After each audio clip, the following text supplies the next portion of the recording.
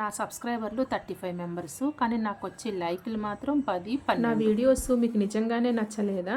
నచ్చినా కూడా లైక్ కొట్టలేదా? నాకు కామెంట్ సెక్షన్లో తెలపండి. Welcome back to my channel Sameera fashion spot. Scallop design చెప్తానన్నాను కదండి, కటింగ్ స్టిచ్చింగ్. ఇప్పుడు నేను నెక్ డీప్ కొలుసుకుంటున్నాను. నాకు నెక్ డీప్ అయితే 10 వచ్చింది. నేను ఆల్రెడీ లైనింగ్ మీద అది మార్కింగ్ వేసుకున్నాను. సో తర్వాత బక్రం తీసుకోవాలి కాబట్టి ఇది పేపర్ స్టిప్ అంటే మనకి దొరుకుతుందండి ఫ్యాన్సీ స్టోర్లో. సో నేను నెక్ డీపు 10, నెక్ గ్యాప్ 2.5 ఉందన్నమాట. సో 2.5 సేమ్ పెట్టాను. నెక్ డీప్కి ఒకటి, స్ట్రైట్లో ఒక లైను, కింద డౌన్లో ఒక లైన్ వేసుకున్నాను. వేసుకున్న తర్వాత 1 నుంచి ఎక్స్ట్రా కింద నేను ఎక్స్ట్రానే బక్రంకి కుట్లింగ్కి పోగా మనం హెమ్మింగ్ చేస్తాం కదా, దానికోసం 1 నుంచి ఎక్స్ట్రా తీసుకున్నాను. నేను మళ్ళీ 2.5 కరెక్ట్ ఉందా లేదా చూసుకుంటూ ఒక లైన్ వేసాను. సో 2.5కి ఒకటి, ఒక 1/2 ఇంచి లోపటికి ఇంకొకటి వేసుకోండి. అంటే 2.5 తర్వాత 3 వస్తుంది కదా, 3 దగ్గర ఒక లైన్ వేసుకోవాలి. 2.5 కన్నది మన మెజర్మెంట్ అది డీప్ గ్యాప్. సో ఇంకొక 1/2 ఇంచి లోపటికి స్కాలప్ కోసం, ఓకేనా.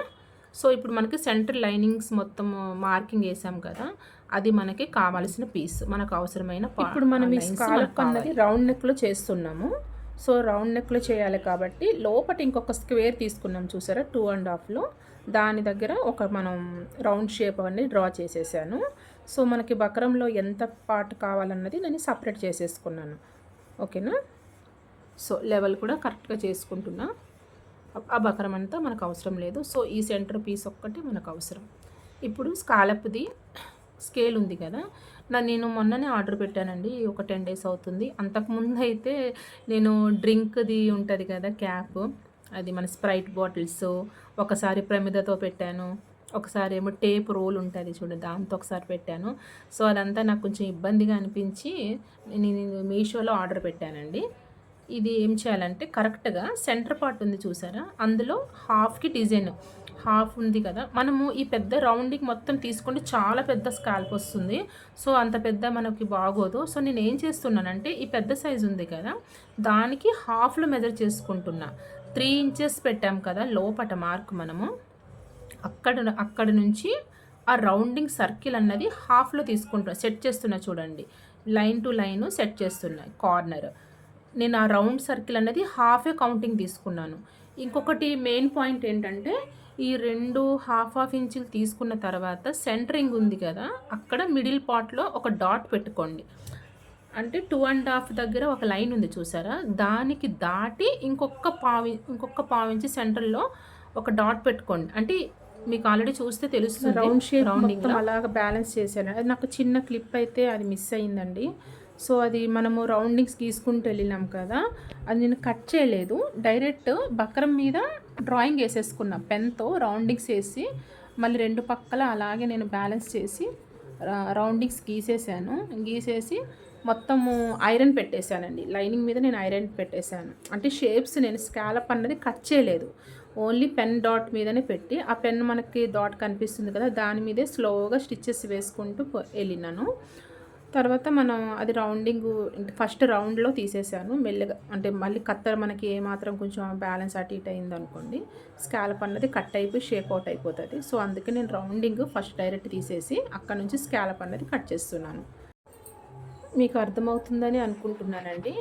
సో ఇప్పుడు ఈ రౌండింగ్ అన్నది కట్ చేసుకున్న తర్వాత కార్నర్స్లో పాయింట్ వస్తుంది కదా, ఇట్లా వీ షేప్ లాగా వస్తుంది చూసారా, మనం స్కాలప్ కుట్టేటప్పుడు వీ కట్లో ఇప్పుడు వీడియోలో చూపిస్తున్నట్టు కార్నర్స్లో చిన్న చిన్న కచ్చకాలు ఇవ్వండి, బ్యాలెన్స్కి చూసుకోండి, మళ్ళీ క్లాత్ కట్ అయిపోతుంది. రౌండింగ్స్లో ఒక 2-3 చిన్నవి అలాగా మార్క్స్ కటింగ్స్ ఇచ్చేయండి. కటింగ్ ఇచ్చేసిన తర్వాత ఇది నేను ఏం చేసినానంటే, ఇది ట్రాన్స్పరెంట్ లేదు కదా, అదేమో బ్రొకెట్ బ్లౌజు. సో అది దొడ్డుగా ఉంటుంది క్లాత్, దానికి మళ్ళీ బకరము లైనింగ్ అంతా చాలా స్టిప్ అవుతుంది కదా. సో నేను హెమ్మింగ్ లేకుండా డైరెక్ట్ లైనింగ్కి అటాచ్ చేసేసాను. మనకి ఇప్పుడు హెమ్మింగ్ చేసే అవసరం ఉండదు దీనికి, ఓకేనా. అదే ట్రాన్స్పరెంట్ క్లాత్ అనుకోండి, బకరం కనిపిస్తుంది మనకి, మళ్ళీ ఎలాగా అని అనుకుంటే మీరు lining as it is lining original cloth add చేసేసుకోండి, లైనింగ్ అతికేసుకోండి. తర్వాత బక్రం పీస్ తీసుకున్నాం కదా, మనం షేప్ కట్ చేసుకున్నాం కదా, దానికి లైనింగ్ లాగా ఒక కుట్టు వేసేసుకోండి.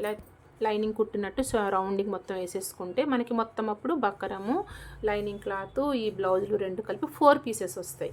ఇప్పుడు మనకు 3నే వచ్చింది కదా, అది కూడా బక్రం సెంటరింగ్ వెళ్ళిపోయింది కదా. ఇది నేను రెడీ చేసిన తర్వాత ఈ వీడియోలో ఓన్లీ స్కాలప్ కటింగ్ స్టిచ్చింగ్ వరకే చెప్పానండి. బ్లౌజ్ స్టిచ్చింగ్ అయితే చెప్పలేదు, ఎందుకంటే లాంగ్ వీడియో అయిపోయింది. ఇది నేను హ్యాండ్స్ స్కాలప్ కుడుతున్నానని నేను పెట్టలేదండి. హ్యాండ్స్ అయితే స్ట్రైట్లో తీసుకోవాలి కదా, సో అని లూజు మనకి ఎంతవరకు వచ్చింది అన్నది అంతవరకు మార్క్ వేసుకోండి. స్టార్టింగ్లో అయితే నేను ప్లెయిన్ ఇచ్చేసాను చూసారా, అది ఖర్చులకి పోతుంది. రౌండింగ్ ఎక్కడి నుంచి స్టార్ట్ అయిందో అక్కడ హ్యాండ్ లూజు మనకు అవసరం ఉన్న హ్యాండ్ లూజు. సో ఫస్ట్ ఆ మార్కింగ్ వేసుకొని సెంటరింగ్ నుంచి మళ్ళీ స్టార్ట్ చేయాలండి స్టిచ్చింగ్. నేను ఈ వీడియో మీకు అర్థమైందని అనుకుంటున్నాను. ఒకవేళ ఎవరికైనా అర్థం కాకపోతే నాకు కామెంట్ సెక్షన్లో అడగండి.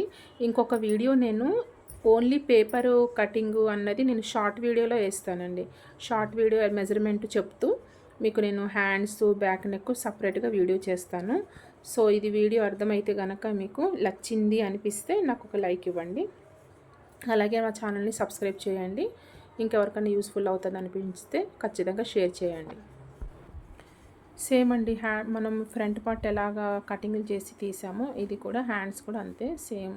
కాకపోతే ఇది స్ట్రైట్ వస్తుంది కదా, బ్యాలెన్స్గా ఆ రౌండింగ్ కూడా కరెక్ట్గా బ్యాలెన్స్ చేసుకోవాలండి. లోపల మనం బకరము ఒక 1/4 ఇంచి పెట్టి కట్ చేస్తాం కదా, చిన్న లిటిల్ బిట్ పెట్టి తీస్తాం కాబట్టి అది కరెక్ట్గా బకరము దాంట్లో బ్యాలెన్స్గా కూర్చోబెట్టి స్టిచ్ చేయాలి. తర్వాత నేను ఇది ఐరన్ చేసేసాను. సో అది రెడీ అయిపోయింది హ్యాండ్స్. ఇప్పుడు బ్యాక్ అండి, బ్యాక్ కూడా ఇది నేను ఐరన్ చేయడము అవన్నీ మిస్ అయినాయండి. ఇది పెన్ డాట్స్ పెట్టాను చూసారా, ఫ్రంట్ పార్ట్ బ్యాక్ హ్యాండ్స్ అన్నీ నేను ఐరన్ చేయడము ఆ డ్రాయింగ్ చేయడం తీసాను క్లిప్పు. కాకపోతే నేను అది పార్ట్ 2 లాగా మీకు ఇంకొక వీడియో వేస్తాను. సో ఇందులోనే చెప్తే మ్యాక్సిమం 1/2 అవర్ అయిపోతుందండి. సో నేను అందుకు పార్ట్ 2 లాగా వేస్తాను. సేమ్ అండి, ఇది కూడా కచ్చకాలు బ్యాలెన్స్ చూసుకోవాలి, డీప్ సెంటరింగ్ అన్నీ బ్యాలెన్స్గా పెట్టి ముందే ఐరన్ చేసుకుంటాం కాబట్టి నో ప్రాబ్లం. సో సేమ్ ఇదేనండి, కచ్చకాలు అవి పెట్టేసి కట్ చేసేసుకొని బ్యాలెన్స్గా రౌండింగ్ తీసుకుని ఐరన్ చేసుకోవాలి. ఇంకో నేను పిక్ ఇక్కడ యాడ్ చేస్తాను. ఇంకొక మంచి వీడియోతో మళ్ళీ కలుద్దాం. Take care, bye bye.